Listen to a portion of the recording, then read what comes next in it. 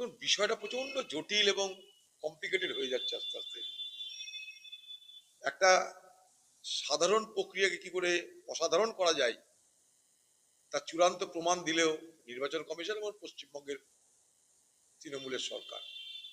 কারণ তাদের দরকার একটা ন্যারেটিভ নির্বাচনে। এর আগে 2021-এ নির্বাচন হয়েছিল এনআরসি আর এনআরসি, অর্থাৎ এনআরসি আনা হবে, এনআরসি রুখা হবে। এবারে নির্বাচনের ন্যারেটিভ তাই, এসআইআর আনা হবে, এসআইআর রুখা হবে।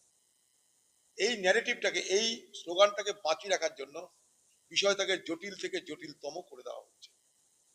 আজকে সুপ্রিম কোর্টকে হস্তক্ষেপ করতে হচ্ছে, এটা আমাদের লজ্জা বলে আমি মনে করি। হাইকোর্টের বিচারকদেরকে নির্দেশ দিতে হচ্ছে, এটা আমি লজ্জাস্কর বলে মনে করি। একটা পশ্চিমবঙ্গের প্রশাসন আর দিল্লির নির্বাচন কমিশন, তাদের ক্ষমতা হলো না যে একে অপরের সঙ্গে সহযোগিতা করে যাতে মানুষের অসুবিধা না হয়, যাতে মানুষ হয়রানির শিকার না হয়, তার ব্যবস্থা করতে। এর থেকে লজ্জার দুর্ভাগ্যের কিছু নাই।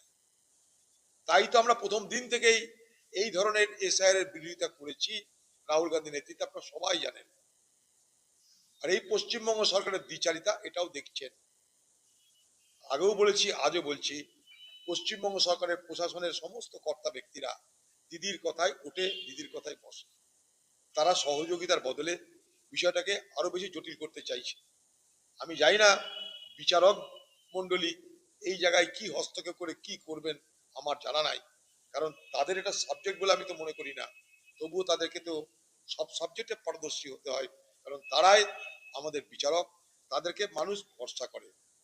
তাই মানুষ ভরসা করছে এখন, যেহেতু বিচারকরা এসেছে, কোর্টের বিচারকরা এসছে যারা নিরপেক্ষভাবে রায় দান করে, তাদেরকে প্রতি মানুষের আস্থা ভরসা আছে।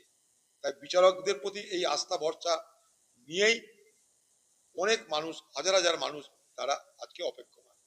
পশ্চিমবঙ্গে ভোটের আগে সন্ত্রাসের বাতাবরণ অধিক থেকে অধিকতর হবে, আরো সন্ত্রাস বাড়বে, আরো মারামারি বাড়বে। যত ভোট এগিয়ে আসবে তত বাংলা রক্তাক্ত হবে। পশ্চিমবঙ্গের রাজনীতিতে একটা অত্যন্ত পরিচিত এবং অত্যন্ত বড় মাপের নেতা হিসাবে যিনি পরিচিত ছিলেন, কংগ্রেস দলেরও কখনো বড় পদে ছিলেন। আমি অসুস্থ অবস্থা একবার তাকে দেখতেও গেছিলাম তার বাড়িতে, মাছরাপাড়ায়। সেখানে তাকে দেখে মনে হয়েছিল আমার যে তিনি সুস্থভাবে কথা বলার যে ক্ষমতা, সেইটা তিনি হারিয়ে ফেলেছিলেন।